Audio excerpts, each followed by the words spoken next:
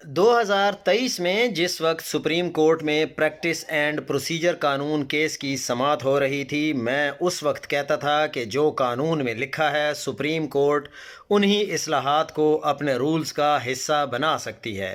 قانون کو کالعدم قرار دیں، پارلیمنٹ کو عدلیہ کے اندرونی معاملات میں مداخلت کی اجازت نہ دیں، لیکن جو اصلاحات پارلیمنٹ لانا چاہتی ہے وہ اصلاحات سپریم کورٹ رولز میں ترمیم کر کے زیادہ بہتر انداز میں کی جا سکتی ہیں۔ اس طرح چیف جسٹس کے اختیارات بھی ریگولیٹ ہو جاتے، پارلیمنٹ کی مرضی بھی پوری ہو جاتی اور سپریم کورٹ سمیت عدلیہ کی آزادی بھی برقرار رہتی۔ لیکن قاضی فائز عیسیٰ اور چند ججز نے اونٹ کی گردن کمرے کے اندر گھسنے دی، اس کے بعد پورا اونٹ کمرے میں گھس آیا اور مکینوں کو باہر نکال دیا گیا۔ اب جیسے سپریم کورٹ کی حالت کر دی گئی ہے اور آئینی بینچ اور آئینی عدالت میں جن لوگوں کو بٹھایا جا رہا ہے حکومت اپنی مرضی سے بٹھا رہی ہے، تو اس سے آپ کیا توقع رکھتے ہیں کہ کیا وہ عدالت